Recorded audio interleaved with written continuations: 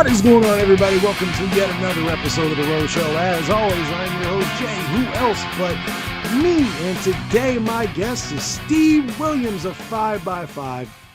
Got a chance to catch these guys over the summer, and man, they've got a lot of talent out there. They're local to me, out of Columbus, and I find it very important to highlight people who are on the come up that've got a lot of talent. And, granted, hey, who am I? I'm just another podcaster in a sea of podcasters, right? But I figured I'm going to use this platform for anything, it would be to try to help people who just, need to start getting their name out there in any way, shape, or form. So I really wanted to have him on so I could have a discussion with him about, and we'll get into this obviously, but about, the things that inspire him, and found out we worked together before in the past, didn't even know it. Just because, situations and especially I think people in music can relate to this. You cross paths with a lot of people and sometimes you don't even know that you're doing it. So, it was a lot of fun talking to him, and I got a lot of hope for that band in general because they're hustlers and that's hard to find these days. So yeah, we're starting off Thanksgiving week with what I feel is a great interview. So, I think everybody's going to enjoy it. So before we get into it, I just want to remind you to join my free Patreon at www.patreon.com/theroseshowpod. Again, 100% free to join. I'm going to be doing a lot of things in 2025 with this account over on Patreon that we're not going to be doing on regular social media because, again, I'm tired of dealing with algorithms and all that mess. It's not worth it anymore. And not only that, when you go to Patreon, you get all the updates immediately to your email. So we're not even going to have to mess with social media here in 2025, hopefully by the end of it. So go and join, get updates for anyone else, show announcements for anyone else, hopefully some exclusive merch rather, faster than anybody else. So head over there, join, 100% free, and you get some bonus content over there as well. And wherever you're watching this on or listening to this on, definitely make sure to like and subscribe because that is something very minuscule to you, but it is a big deal to me. So please like and subscribe wherever you're watching or listening to this on. I would greatly appreciate it. Enough of my babbling. Let's go ahead and break into the interview after a short word from my sponsors. Here we go, y'all. Hey, what's going on, everybody? It's Jay, and I'm here to tell you about my sponsor, W Energy. Now, what is W Energy? Well, I'm going to tell you because I myself use W Energy. Here I've got this Calio cream. It's got a great flavor to it, and not only that, it is clean energy. Energy that's not going to make you crash, not give you the jitters. I've been looking for a reason to drop all my old energy drinks that were unhealthy for me. Too much additives, too much trash in it, too much stuff that's going to make you crash, make you fall asleep at the end of the day. Not W. So how can you get your hands on some W to try? I'm going to tell you how. And I'm going to tell you how to save some money while you do it. Go to www.w.gg and at checkout, type in my new promo code, and it is Who Else? That's right. The promo code at www.w.gg is Who Else? Because, hey, who else but me, your boy Jay? I wouldn't steer you wrong, right? And when you do, make sure you tag your boy. Let me know you got some, you tried it, and I know you're going to love it. All right, everybody, it's time to stop and let you know about today's sponsor of the show, Crazy Martin's in Piqua, Ohio, one of my favorite places in the entire world to go to. Crazy Martin's has provided their customers with quality products for over 20 years, from ashtrays to water pipes and everything in between. Stop in, check out their selection, and of course, check out their pinball machines. With over 20 pins to choose from, there is something for everyone. Crazy since 1996. I don't just say this about every place. I love going to Crazy Martin's. I've always loved going to Crazy Martin's ever since I was of age to go to Crazy Martin's. It's one of my favorite places in the entire world. Me and my wife go there almost every Sunday to play pinball machines. It is one of the funnest spots in Ohio you could possibly find. It is in Piqua, Ohio. Check out their website at www.crazymartins.com.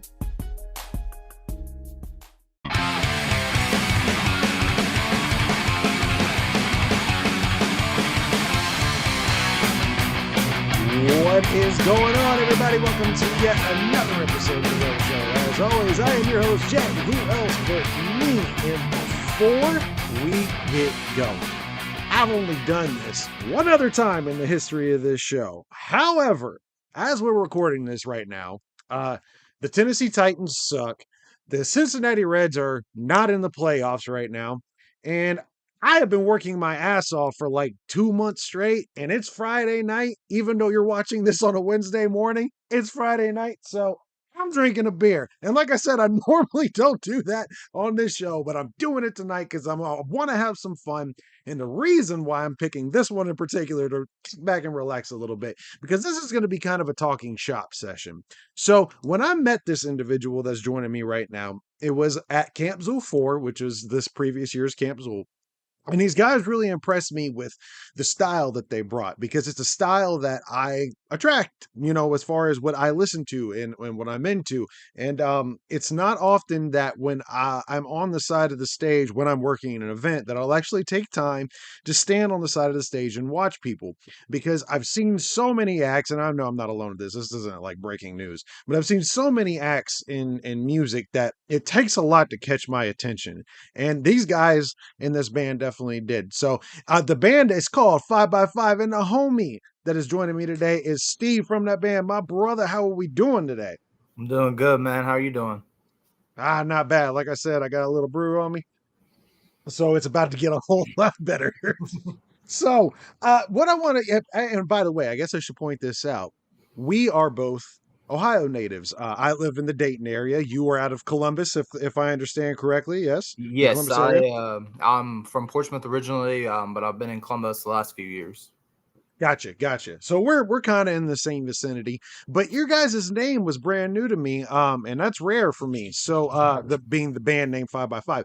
So I kind of want to start at the very beginning, and since I got you here, let's go ahead and start with you. We'll talk a little bit about your upbringing and how you got into music, and then we'll touch later into the creation of where you are now. But like I said, let's go ahead and start off at the beginning. How did you get into music as a little kid?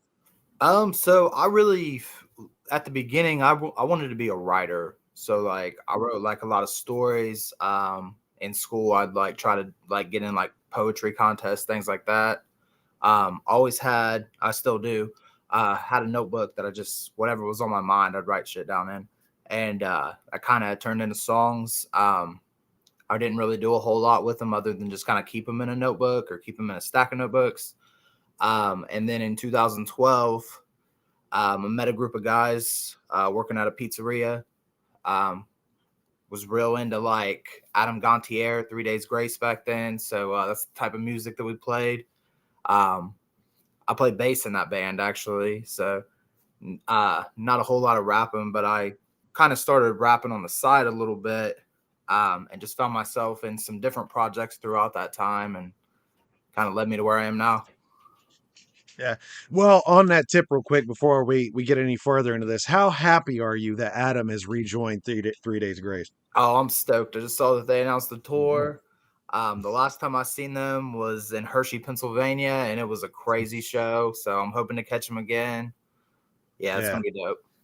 Yeah, no offense to homie from My Darkest Days, but he was better in My Darkest Days by far than he was in 3 Days Grace. It's just there's something about Adam Gontier's voice that for me anyway, that just completes the 3 Days Grace sound. Like it's not 3 Days Grace without him. And same goes, in reverse. It's not his solo stuff and the stuff that he's done with his own band and his own project.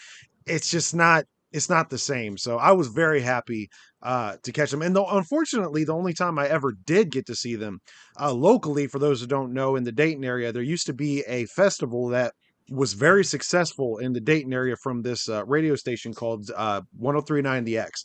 And it would be called X Fest every summer. They would put this on. And I saw my very first time going to X Fest. 3 Days Grace was the headliner, and that's the only time I've ever seen them. However, what's important about that show, and one of the reasons why that band is such a big a part of my enjoyment when it comes to that style of music, it was the first time I ever heard of an opening act that day by the name of Breaking Benjamin, who is now Breaking Benjamin is my favorite band of all time as of right now. I absolutely love Breaking Benjamin. So I've got that core memory of seeing them for the first time, but also seeing 3 Days Grace for the first time. And I've always been a big fan of theirs. So yeah, that's I love the fact that you did something along those lines. So you started, you're in this band. How did you progress to get to where you are now with the band you're with now? So, actually, Josh, the other vocalist in the band, he was in the original band that I was in. Mm, I play bass, he played guitar. So we went our separate ways for a while, but we've kind of connected since 2012. Just like, like we've kept in touch, whatever, whatever. But he kind of went his separate way. He did some pop punk stuff, some emo style bands like that. I got into like I started rapping on the side, and then I got connected with my guy Ryan, Tommy the Gun. Shout out to him. We had a group called Diary of a Bullet for a while, and that's actually how I linked up with like AXE and mm. Bill and stuff for the first time. And after that, I started doing some stuff with my dude Brian and Jay Bazaar. Shout out to Jay Okay. Bazaar too, by the way. So we did Denim Mine production stuff for a while.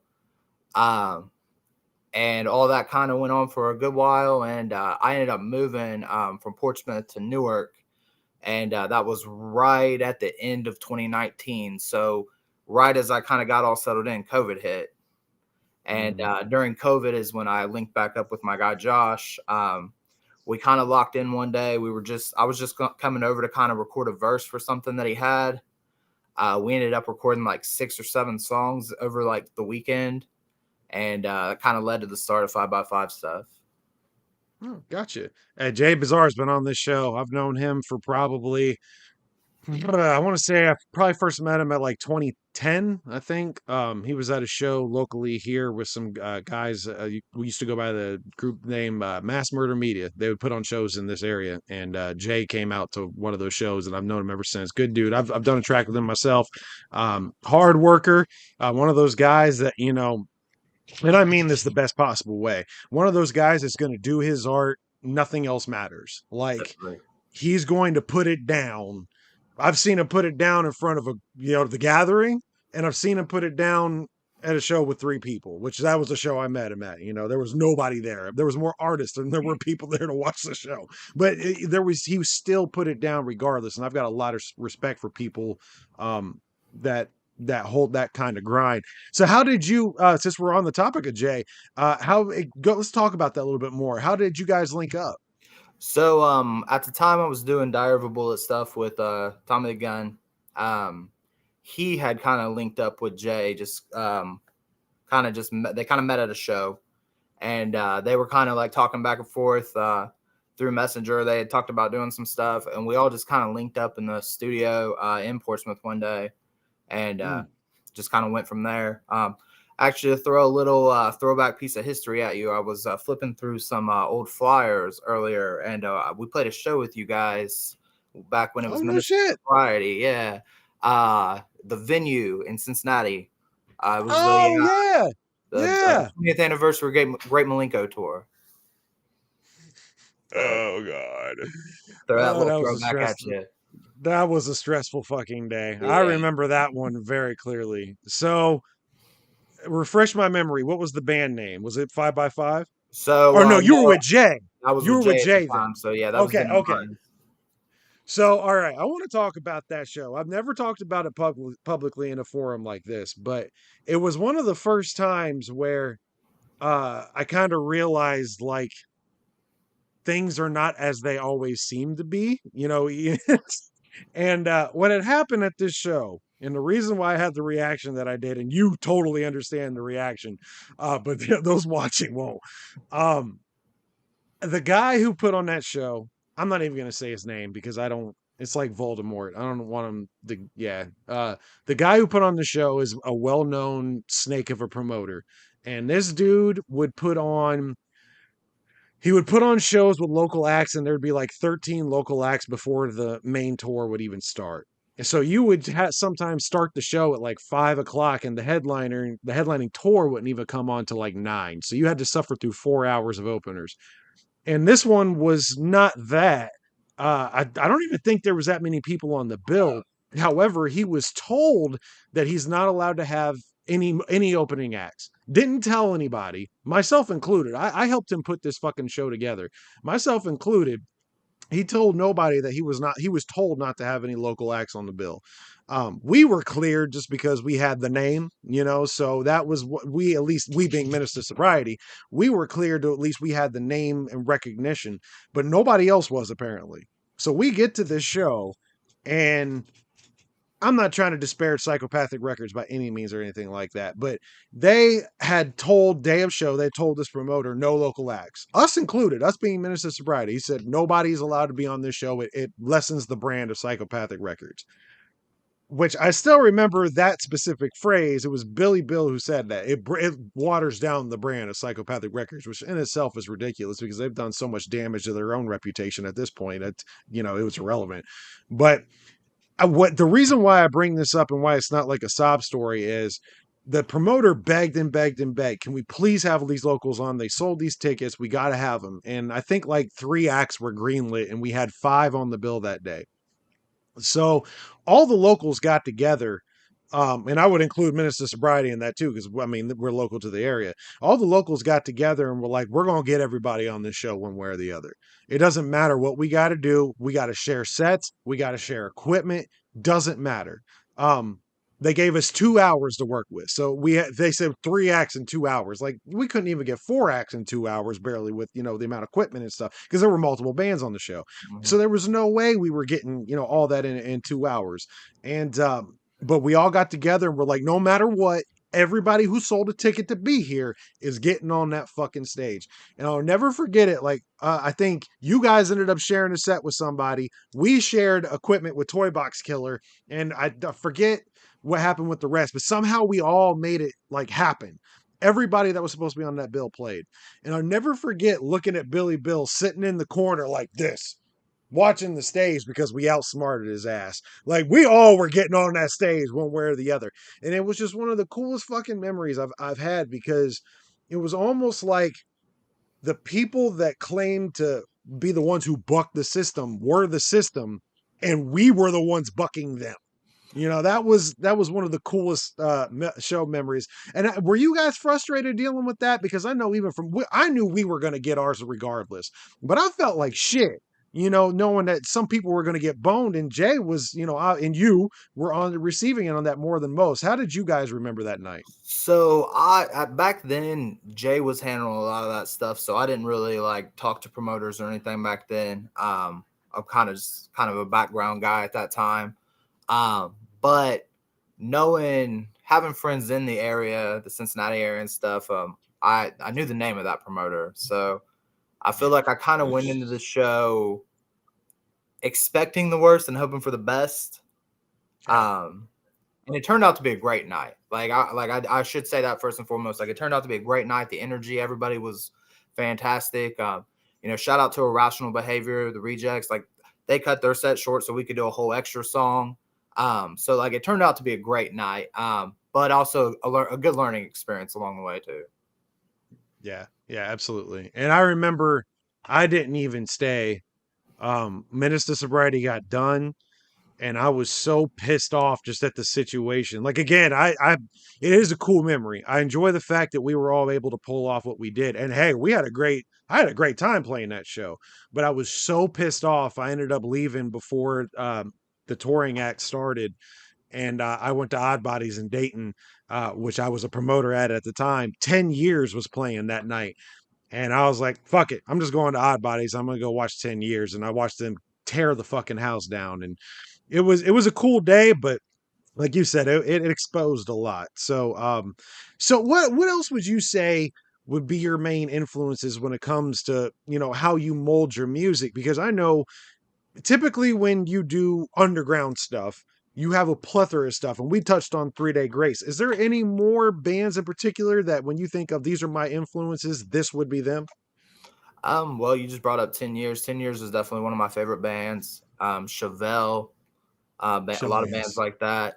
A lot of New York rap, Big L, things like that. obviously, I grew up in, I really started getting into music in the early 2000s. So, 50 Cents, things like that. Like, my music just influence, I think, are all over the place, which Yeah. kind of works out for like the project that I'm in now because we're all five guys are kind of just different influences to do what we do. Yeah. Yeah. Chevelle is one of my favorite bands of all time. Definitely in my top 10. I think they're criminally underrated because I don't know why they're underrated. Why do you think Chevelle doesn't get the credit that they're due? Let me ask you that because I don't know. I don't know. They're fantastic. I've seen them live. They're fantastic. Obviously on record, they're fantastic. They, they don't get what they deserve. Yeah, absolutely, absolutely. So let's go ahead and get into the creation of Five by Five. Obviously, like we touched on, you did stuff with Jay Bazaar. How did you get to creating the band Five by Five? So, like I said, I moved from Portsmouth up to I live in Newark, so I'm right outside of Columbus, and I moved up here end of 2019. So, right as I kind of got settled in, COVID hit, nothing was going on. I reconnected with my guy Josh because he lived in Columbus, and went over to his house one weekend to just I was gonna lay down a verse for whatever band he was in at the time. I was gonna lay down a verse. We never ended up even working on that song. We kind of caught up, kind of just like started working on some other stuff. Within like 2 days, we had 7 songs, and we just kind of kept playing through them. And we're like, we're really liking what was going on. The band that he had at the time was kind of at a standstill. The Mhm. one of the a couple of the other members had kind of dispersed and done their own thing, so he was kind of in the rebuilding phases, anyways. And we had just set on those songs, and we had talked about it for a couple weeks after that, and it's just like, we should drop this. Like, we should drop something from this, whatever. And we made like a real just DIY video of the first song that we recorded. It was called Way Back Down. And I mean, the video is just, we shot in his garage, in his car. We went to Walmart and just like shot some random bullshit. And that got some pretty good feedbacks, pretty positive feedback. So we were like, I think we got something here. Let's run with it. And I mean, we've had to figure out our sound since then. If we go back and listen to that music now, it's definitely not what we're doing today. As Sure. far as just like we're definitely more of a new metal, trap metal act now. We were kind of figuring that out along the way, but yeah, I mean, one thing led to another, and here we are. How did you come up with the name Five by Five, and what exactly does that mean, if anything? So FivebyFive's got a couple different meanings. So one of our favorite bands actually that I haven't mentioned, Beartooth, um, Okay. Columbus band, they put out a an album called VXV, which is Five by Five. We use VXV a lot in some of our merch and things like that. Um, but also military radio, Five by Five means loud and clear. We want you to hear us loud and clear. We want to be loud. We want to get our point across. And then in the Urban Dictionary, Five by Five means everything's okay, everything's going to be all right. And I think like when we first started out, we were writing a lot of songs like that of, we just be acceptive, everything's good, like get lost in this music, forget the things that you got going on. And, we've kind of just ran with that. Yeah. And it's not only that, I think it's important to have, because I mean, and I don't mean this to be insulting to anybody. You go to underground music. I always use the example of there's always, no matter what underground show you go to, there's at least one person in their name is like underground wicked killer or some bullshit like that. There's so much oversaturation when it comes to being yourself. You know what I'm saying? And so like when you have a name like Five by Five, that immediately, it doesn't click to anybody unless you would know, like you said, military signals and stuff like that. Unless you would know, you have no idea what it means. And it creates almost a theater of the mind. And I think that's one of the things that kind of held Menace to, no, I know that's one of the things that held Menace to Sobriety back, because we would always like, people would come up and challenge us to like do drugs. And like, It's a fucking band name. Like, we're not. Hey, guess what? Insane Clown Posse, they're not really insane clowns. Oh, I know. But for some reason, the fact that we call ourselves Menace to Sobriety, people would be like, oh, you guys don't even shoot heroin. Fucking duh. And it would be funny. There was a group, they were called Gods of Chaos. They were out of Columbus. They're no longer a group now. But they would always tease us and be like, you guys are kind of like a slight nuisance to sobriety. And they were absolutely correct. Like, the most we did was smoke weed. That was it. We didn't other than Rich. Rich would drink every fucking day. But like, that wasn't the core purpose. But the band name held us back. And we would always have awkward moments where people would read the band name the other way. I remember when I first started dating my now wife, we were at Chipotle and I used to have this big hoodie and it just had the name Menace to Sobriety on it. But on the back, there was a skull with a joint in his mouth. And it was gigantic, a gigantic skull on the back of this with a big ass joint in his mouth. And we were at Chipotle in Troy, Ohio. And I'm wearing this hoodie and I walk up to the counter to order my burrito.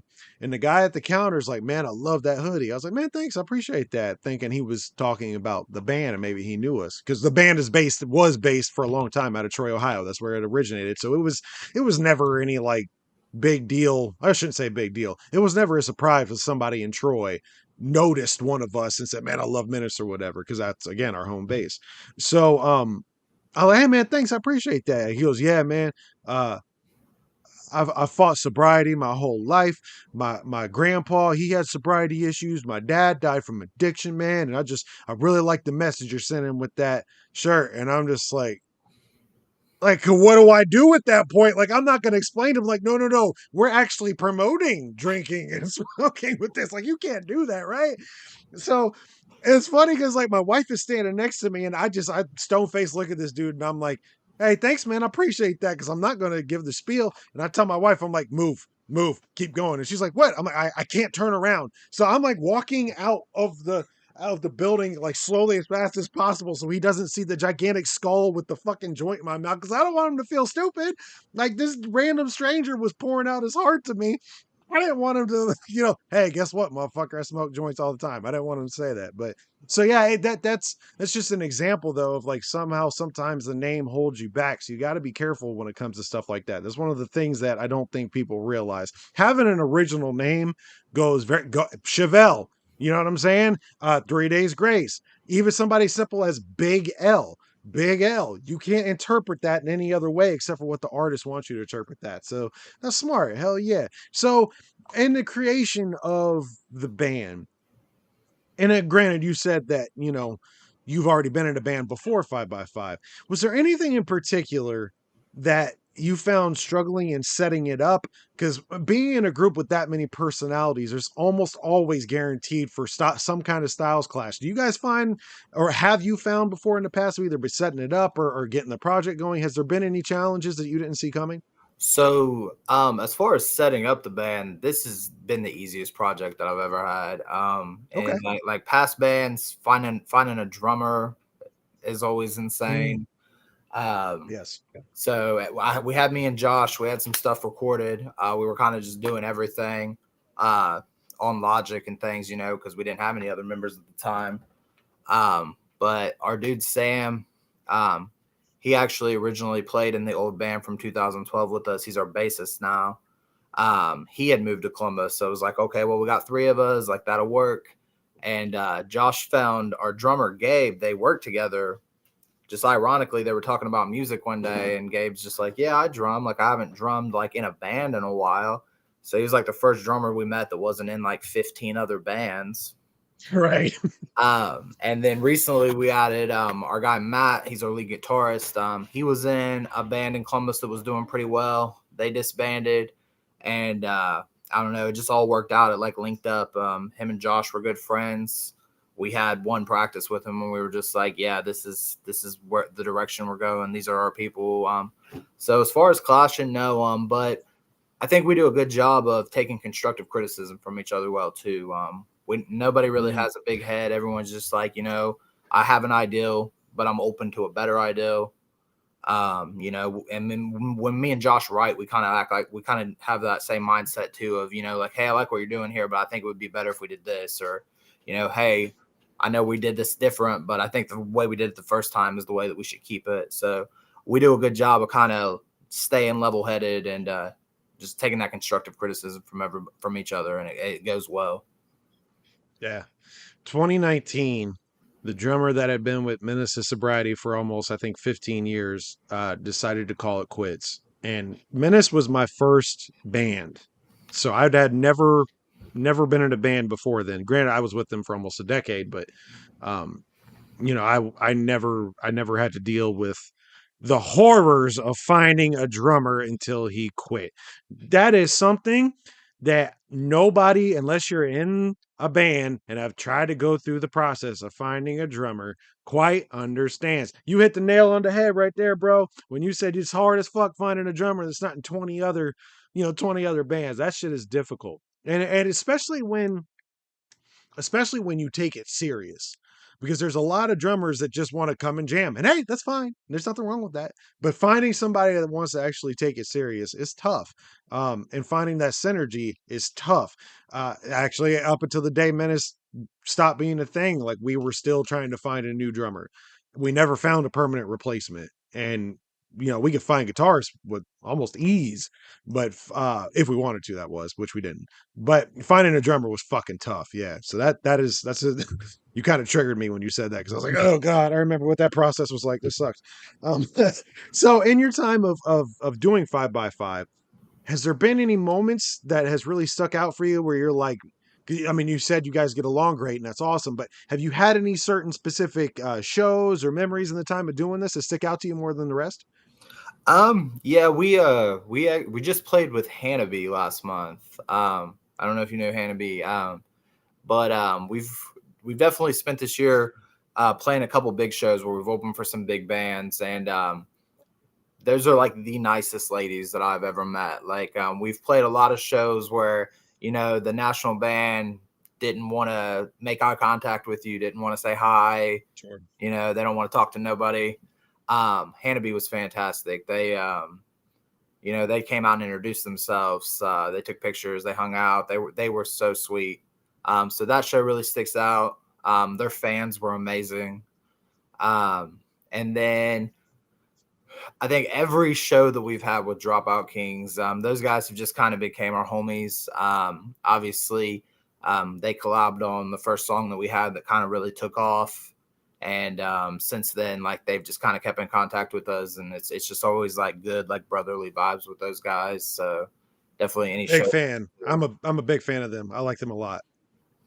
They're fantastic. I mean, they're awesome Yeah. musicians, but they're wonderful people, wonderful human beings. Yeah. Like, Yeah, I'm a big fan of their music. I've never met them personally, but I like what they do. I like their style. I like how they do that shit, man. Yeah, that's cool. That's cool that you guys linked up with them. How you said that? I know you said you came from Portsmouth, but how did you end up getting hooked up with AXC to the point where you got on Camp Zoo 4, which is where we met? so me and Bill go back pretty good ways. Uh, for anybody that knows Bill from Portsmouth, he used to deliver Chinese food and some smoke. So everybody kind of knew him. Uh, Good I've times. never heard that before, but that's awesome. Yeah, he used to work at one of the only Chinese spots in town, and you could get. He was a one-stop shop. Kind of still is a one-stop shop. But so I always had those vibes with him. And when I started working with my guy Ryan, Tommy the Gun, they ended up living right next to each other actually for a long time, and that's how we kind of started reconnecting and talking again. And he got us on Psycho Volume 1. We did Roll Another with him, and so anybody still streaming that song, shout out to you, because I know that song's old. I didn't know how to rap at the time, but that's still one of my favorite songs.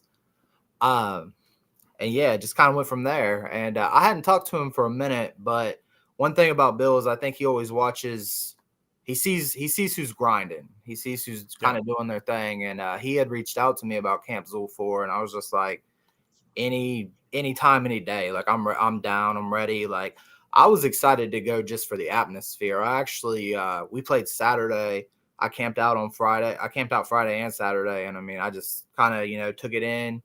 I wish I would have talked to a few more people kind of antisocial when it comes to that. But other than being hot as Satan, Oh, it was a great, like, that was a great experience. Like, so yeah, I hope we get yeah. to come back again for something else, but hopefully the weather's better. Yeah, that was a bad one. That was a bad one. I don't think I've been in an atmosphere other than other than the 17th annual gathering. I don't think I've ever been at a festival that's been that fucking hot. That was bad. Yeah, I agree with you on that. Well, I want to ask you this because you're somebody out there doing it. You're out there on the grind. You're out there doing the shows, and I'm not. So I have to look at things from an observer uh, role now. I mean, granted, I obviously doing this show, I stay in contact with plenty of people. All my musician friends from back then, I still stay in contact with, but it's not the same being on this side as opposed to somebody that's out there doing it. How do you think the state of local music is now? Because for a long time before COVID, it seemed like America, this country, was spoiled to the point where it was almost like pulling teeth to get them to do anything. And now, post COVID, at least for a couple years, that almost changed. As somebody that's out there doing now, what would you say the state of music is in right now? Was it the same as was before COVID? A little bit different, worse? What do you think it's like out there these days? I definitely don't think it's the same. I will say I do think the Columbus scene has a lot of camaraderie. So like being Yeah, in Columbus right now is definitely nice. But it's definitely not the same. We're definitely living in a time where people don't even need to book shows because they're blowing up online. yeah, You know, I think a lot of promoters are even kind of going to that, like, how good are your not only your streams doing, but what kind of interaction do you have on social media? So, for every opportunity that we do get, I feel like there's, a handful of opportunities too where they're kind of just like, well, we're gonna go with these people, or we don't even need that because we can. I mean, they don't need as many acts as they used to. right. Yeah.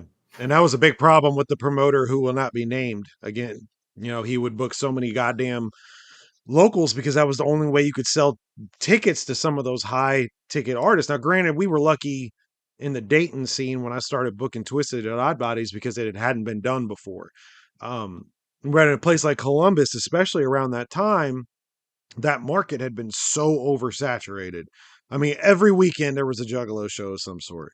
And it got to a point where, like, I remember a time where Boondocks came through Columbus and sold out Alrosa Villa.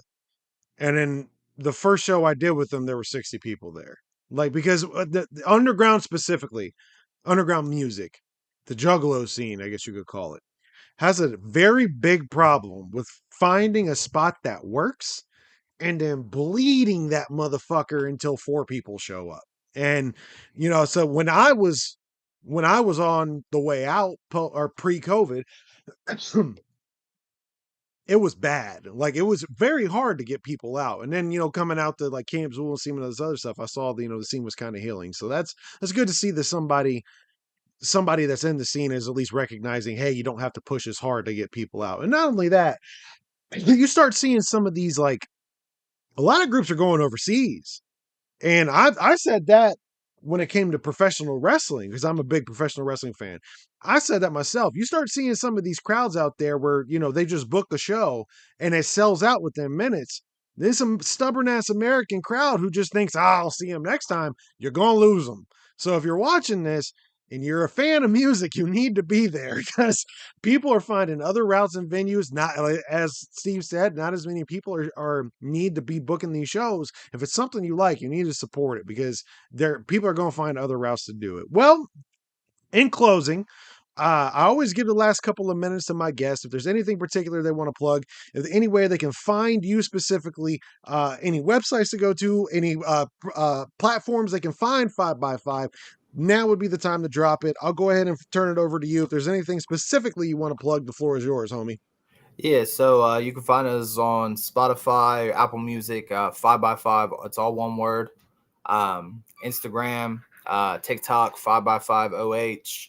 Um, Facebook, we are you 5by5. Or find me. I'm posting stuff to our links all the time. I got a pretty common name, so I might be a little harder to find than the band. But yeah, we got some good stuff coming up.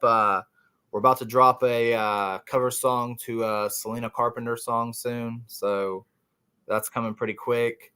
We got another collab with our homies in Normandy from Indiana. Shout out to Normandy. And we're headlining a show January 11th at Rumba Cafe, bringing out the guys from Normandy, Young Mosh. That's about to be a party, so I hope to see a lot of people out for that. Very nice. Give me a couple songs people should look up to check out FivebyFive and really tell who you guys are and what you're about. Definitely look up Cracking Down. That's probably our most streamed song right now. I think that kind of gives you the versatility that we bring. Check out KO if you're a fan of Dropout Kings. They feature on it. Check out Wubbly Bubbly. The name sounds stupid, but go for that song. It's done well. I hated it at first. I love it now. So That's fair. That's fair. And I'm going to go ahead and give you guys, not that this holds any weight, I'm going to give you guys my stamp of approval as well. Again, I don't say it unless I mean it. I really enjoyed watching you guys live. appreciate that. It's one of the reasons why I wanted to have you on here because I still, it's hard to keep my attention. It's even harder for me to remember who you are. And that's no insult to anybody. I just see so many different people. You really have to make an impression on me to hook me and make me remember who you are. And you guys did it. I feel like if you guys were put on a later time slot on Camp Zool 4, you would have had way more love than was available to you. Because again, it was hot as fuck. It was early. I think you guys opened, didn't you? We did, yeah. Yeah. Yeah. It was hot as fuck. People were still recovering from the night before. And if you guys had a little bit higher spot on the time card, I think you guys would be a lot farther in that scene than you are now because your guys' performance was excellent. I enjoyed it. And it definitely, if you're watching this right now and you are interested in finding a dope new band you weren't hip to, definitely check out FivebyFive. Steve, thank you very much for joining me today, my man. It's been a pleasure. Thank you for having me, man. Appreciate it.